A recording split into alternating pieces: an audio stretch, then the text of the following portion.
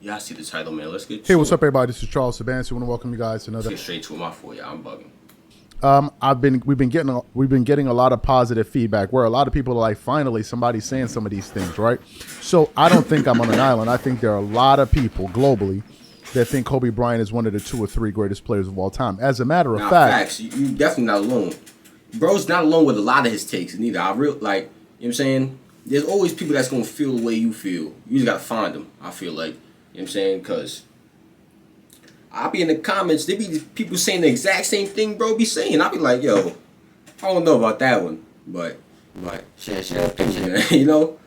a lot of people that have Definitely watched people our that Kobe agree. videos, some people have him right there behind Jordan. There are others, I'm one of the people that has him behind Kareem out of respect, out of his resume, etc. But there are other people like, nah, man. In terms of a basketball player and skill and all of that stuff, I got him right behind Jordan. Now, where am I going with all of this? Well, it turns out that there are actually some NBA players that have retired over the last 10 years that have actually played against Kobe Bryant, LeBron James, and Michael Jordan. And a vast majority of these guys have Kobe right up there with Jordan. That's number one. Number two, whenever they bring out these questions of like who are your top 5 or top 3, I've noticed that whenever they ask this question, there are usually 3 names that come up. LeBron James, Michael Jordan, and Kobe Bryant. Those are usually the 3 names that always get thrown out there. And then some people have them in various orders, right? But usually those are the 3 suspects. So what happened? Today I was going through the internet and I came across a clip from the podcast, All the Smoke podcast with Steven Jackson and Matt Barnes. They do a fantastic job. One of the guys that were actually early to the podcast game. So they were there interviewing one of the most clutch NBA players in NBA history in Robert Horry. Now, what makes Robert Horry unique? Well, the thing that makes him unique He was is that clutch? He was clutch. I didn't know he was clutch. I knew he was had like 7 chips, right? You know what I'm saying? But I didn't know he was clutch too. You know what I'm saying? I know he was a good role player for on them championship teams as well. I didn't know he was clutch though. Yeah, let me know some of the comments. Robert Horry has played against Kobe Bryant, Michael Jordan, and LeBron James. So usually towards the end of their podcast, what they usually like to do is a segment called Quick Hitters, where they ask their guests a series of questions quickly, and they're supposed to give their answers rapid fire. So in this particular show, they asked him, rank these 3 players, Kobe Bryant, Michael Jordan, and LeBron James. And what he said, I think, will surprise some of the people that have been following what big media and a lot of these publications have been saying. But before we get into his comments, this video is brought to you by sponsor Aura, who's also the official sponsor of the T-Wolves. Only the get your credit money. comes for free. Start in the description. Also know that you're supporting this channel. Thank you.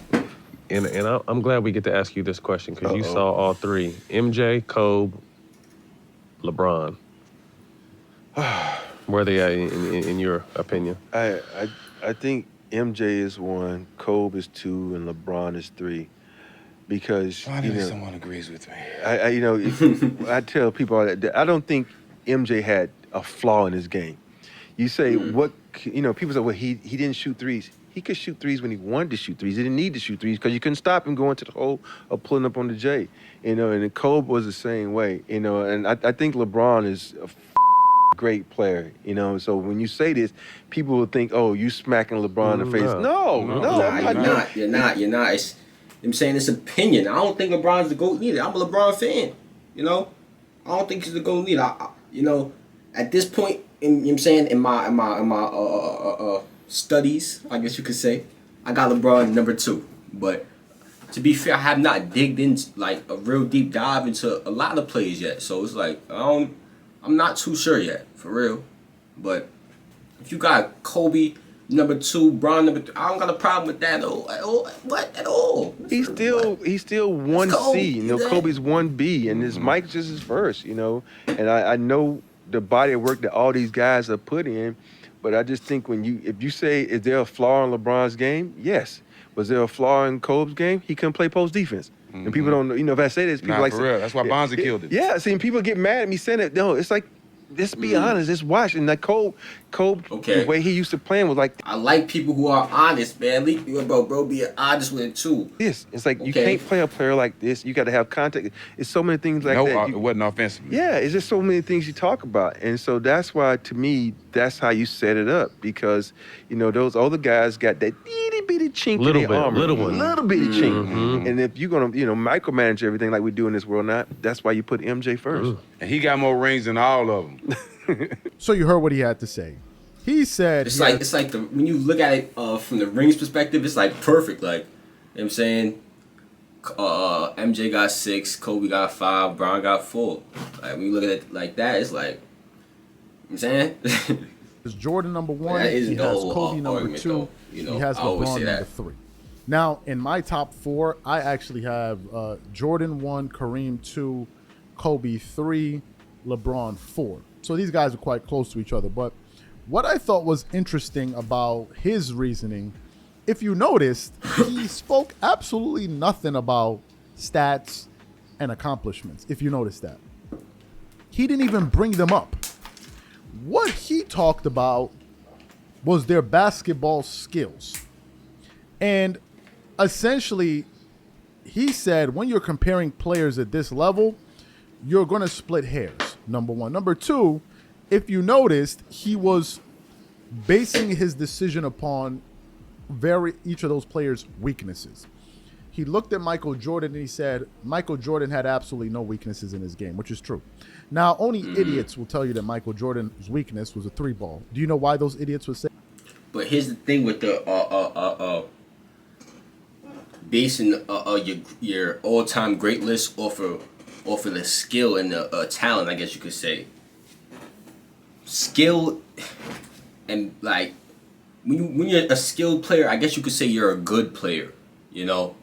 But greatness is a different thing. Greatness is accomplishing things, you know, reaching goals, you know. That's what I feel like greatness is. Like, greatness isn't just, you know, being good. Anybody can be good.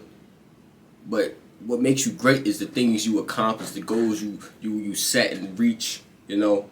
That's what makes you great, bro, for real. Say that? Because they'll say, well, he didn't shoot a very high percentage. The reason he didn't shoot a very high percentage was because no one was shooting him in the NBA. So in all actuality, it would be a stupid shot to shoot. So people saying this know that the people they're saying that to are dumb. They have no knowledge of NBA history, and they're going to run and follow that. Why would you be the only player in the NBA chucking up those shots, number one? Number two, it's not a very efficient shot to take, the three-point shot. Number three, the reason Jordan said he didn't resort to shooting threes was very simple. He said because he felt like it would take away from his aggressiveness. And for a guy that averaged 37.1 points on twos, I think you know what the hell he was talking about, number one. And to suggest that Michael Jordan... Bro, nowadays I see so many kids just... You know what I'm saying? I don't want to call them kids because I'm not that old, but teenagers, I guess you could say, just pulling up from Curry range. Like, I understand, because I was on the court, I was pulling up from that deep, too. But it's like, you got to get into a rhythm first, my brothers and sisters. You got to get into a rhythm. You got to take it to the rack or something, get a little mid-range pull-up J. You know? Like it's crazy. Like, they'll really walk down the court, pull from half court or something like that. Walk down the court, pull from a step in front of half court, not even up the rock first. I'm like, damn.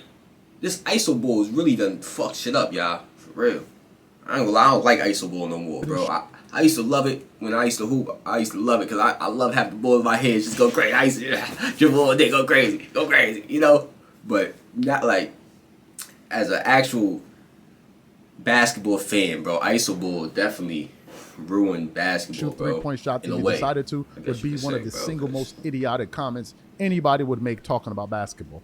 But nevertheless, there are people that are going to say that. The fact of the matter is Michael Jordan basketball game was complete. And if you noticed, he said Kobe was a great player, but he wasn't a great post defender. That was a nuance that even if you hear the noise in the background, that's just the rain, so ignore it. That's a nuance that even I was unaware of. I was unaware of. So neither. Kobe does have. I want y'all to let me know if that's true in the comments, because I wasn't really around to really critique Kobe. Not even really LeBron in his early years. So it's like these are players I still gotta dive into, I guess you could say, into their careers. Weaknesses in his game. Kobe was not the defender Michael Jordan was, although he was a hell of a defender. Definitely one of the top all-time leaders in all first defensive teams made. Kobe Bryant, a two-guard, made 9 all-first defensive teams, 12 overall. And then, of course, LeBron himself also does have some weaknesses. So to me, I thought what he said was quite interesting. I thought the angle that he took was quite interesting, and I think he made a very good argument. And I know some people are going to agree or disagree, but I think the points that he made were very, very strong. So what I want to know... Me too, man. Let me know how y'all feel in the comments, man. Click on the last reaction. Share the video with your peoples, though. That's very important. Share the video with your peoples on social media platforms. Like the video. Subscribe up here. Turn on post notifications. Notifications is very important as well. Yeah, I ain't gonna lie. Because if you get notified as soon as I drop a video, you know what I'm saying, it will help the channel a whole lot. And we about to turn it up, my brothers. I promise you. We about to turn it up, my brothers and sisters, a whole lot. You know what I'm saying? About to get the PC. About to get the mic. You know what I'm saying? So the good audio is coming. Just chill. Bear with me. I know we've been thugging it out for a little minute. You know what I'm saying? The good audio is coming. I'm going to get the little audio barrier shit like in the studio. So the audio bounce off the walls all good and all that. You know what I'm saying? What else we need? We gonna get it right. I promise y'all that. We gonna get it right. I'm out of here, man.